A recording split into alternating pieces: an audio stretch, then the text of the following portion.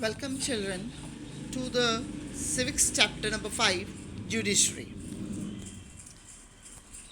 Introduction. When you read a newspaper, you come across certain articles that mention the work of courts in our country. These courts are needed to uphold the rule of law. Every person is equal in the eyes of law, and if she violates the law, a particular set of fixed procedure has to be followed.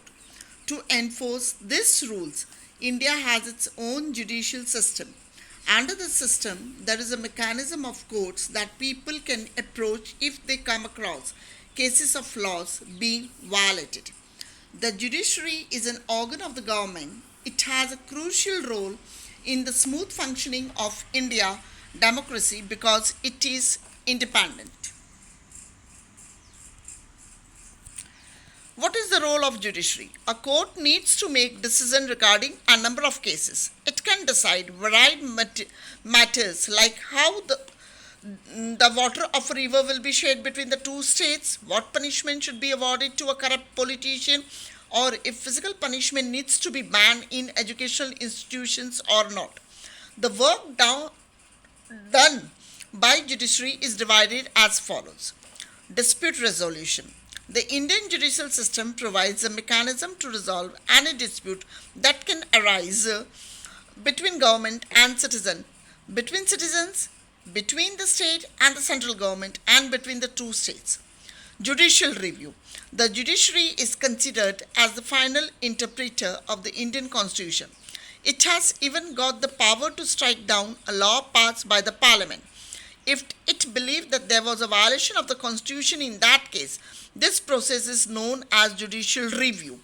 Enforcing fundamental rights and upholding the law. If the citizen believes that his fundamental right has been violated, in that case, he can approach the High Court of the respective state or the Supreme Court. For example, in class 7th, you have studied the labor's case who had got injured. Since several hospitals refused to admit him, his condition had worsened.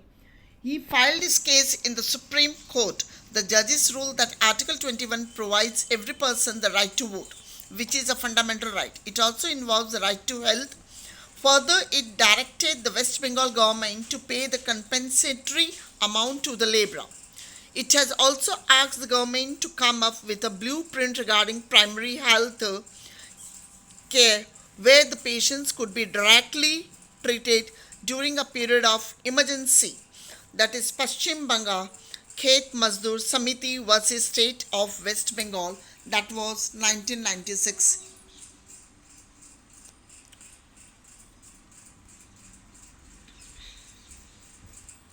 What is an independent judiciary? Suppose that a powerful politician has illegally occupied a land that belongs to your family. Within that judicial system, the politician has the power to appoint or dismiss any judge. It is clear that the judge may be partial, in this case, fearing dismissal.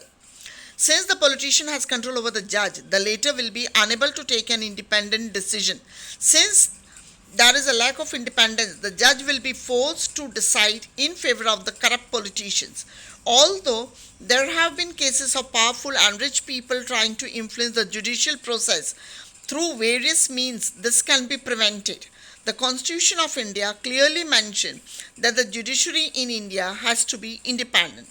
The separation of power is one of the aspects of this independence. It means that the two branches of the government, which are the executive and the legislature, are not supposed to interfere in the work and decision of the judiciary.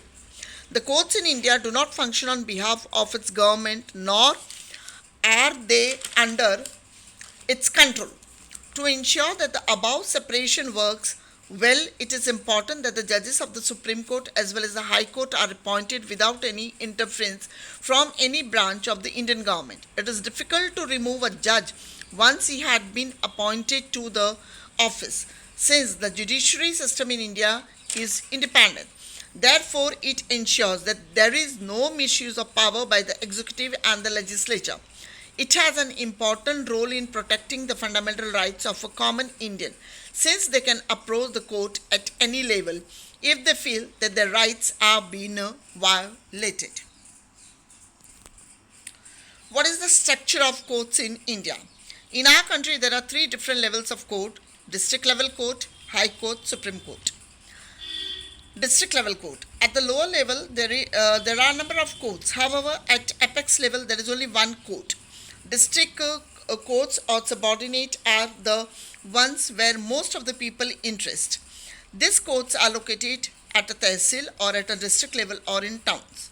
They hear different types of cases. Each state is in India is divided into different districts. The courts located in the districts are presided by the district judge. High Court.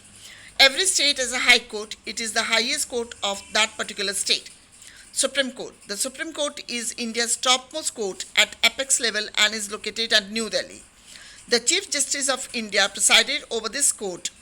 The decision made by the Supreme Court is binding on all other courts located across the country. The different levels of court in India are connected to each other. The judiciary system is integrated in our country. It means that the decision made by the higher court bind the lower court, as well as another way to understand this feature is via the appellate system.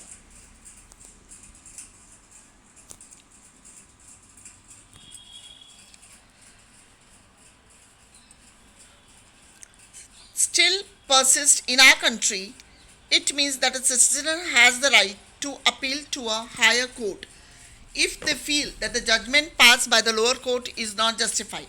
Now let's try to understand this by considering a case State Delhi Administration versus Lakshman Kumar and other, that was in 1985.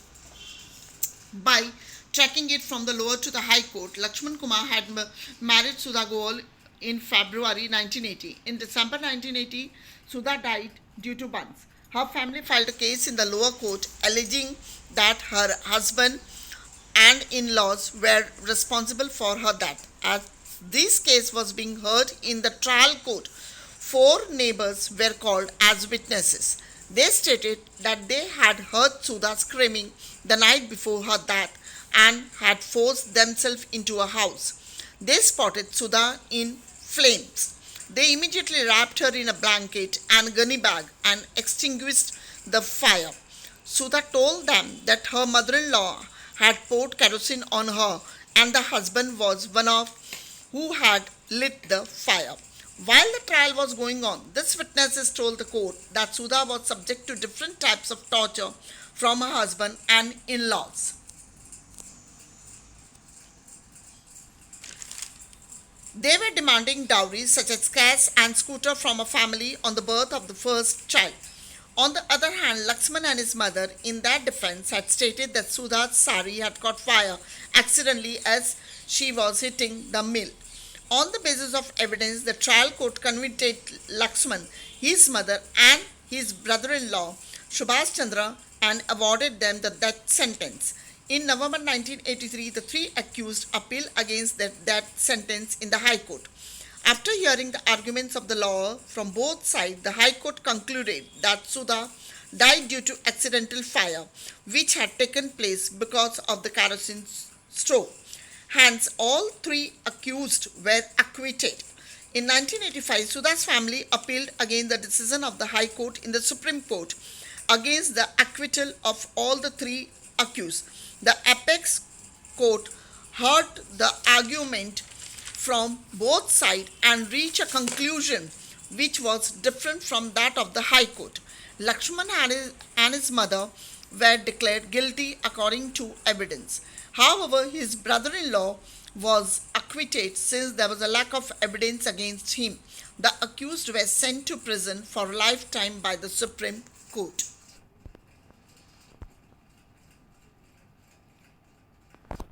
What are the different branches of the legal system? There are two different branches of legal system in India, that is criminal law and civil law.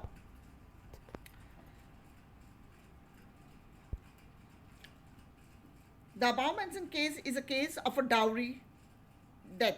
It is a violation of criminal law and is considered as a crime against society. Apart from criminal law, the courts also have to deal with cases under civil law.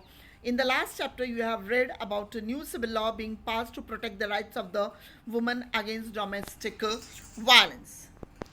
Here I have drawn a Venn diagram. You can see what comes under civil law and what comes under criminal law, and in the between what sort of punishment gets. So I'll read out. Difference between civil law and criminal law. Civil law. It deals with any injury or harm to the rights of individual, as for example, diverse cases, land-related matter, purchase of goods, etc. Second point, only the affected party can file a petition before the relevant court if the matter is related to rent.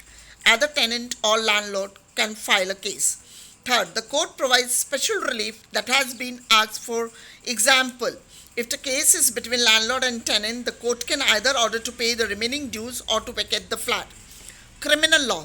It deals with acts or conducts that are identified as offence, is for example murder, harassing a lady for dowry, theft, etc. Second point, a first information report has to be filed, that is FIR, before the police official who will investigate the matter. After that, a case is filed in the court. If the accused is proven guilty, then he or she is sent to jail.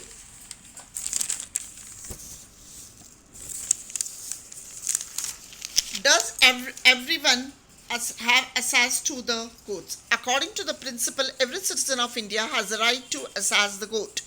It simply means that every person has the right to get justice with the help of the court. It has already been explained how the courts play an important role in protecting the fundamental rights of citizen.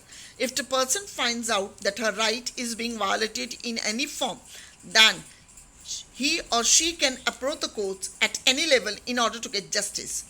While the Constitution states that everyone has access to courts, in reality, the poor people have always found it difficult to access them.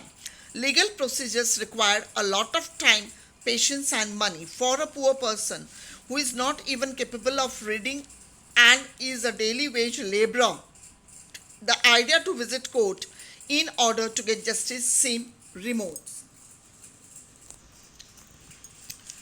Keeping such situation in mind, Supreme Court in the 1980s devised a mechanism called PIL, or you can call it a public interest litigation, so that a poor person get chance to get justice, and it to get a justice can be increased. It allows any organization or individual to file a PIL in the Supreme Court or High Court on behalf of the people whose rights have been violated in the past.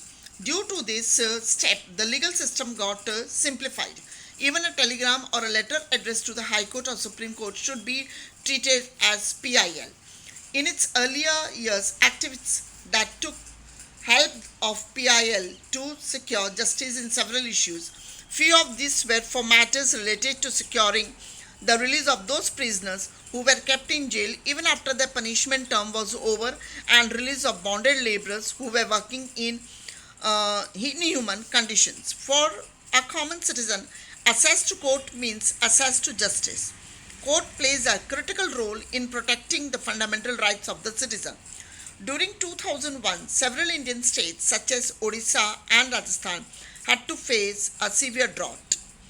Due to this, there was an acute shortage of food for millions of people. Although the government's godowns were full of grains, they were being eaten by rats. In such a situation, an organization named People's Union of Civil Liberties filed a PIL in the Supreme Court. It stated that Article 21 that guarantees a right to life also includes right to food. The accused of states that there was not enough food was wrong, as its godowns were overflowing with grains. The Supreme Court ruled that it is the duty of state government to provide food to each person. Hence, the government was directed to provide grains at cheap prices at the government ration shops, generate employment, and provide midday meals to school-going kids. The Supreme Court also appointed two food commissioners who had to report about the implementation of these schemes. Although the court act to protect the right of common people, there also have been cases due to which one can believe that these judgments are against the interests of common people. For example, those who work for issues regarding right to shelter for poor people people believe that current judgments related to evictions are wrong. Another issue that is barrier in a common person's pursuit of justice is that the Indian courts take a number of years while hearing a case. The extended time that courts take a deliver judgment is characterized via justice delayed is justice denied.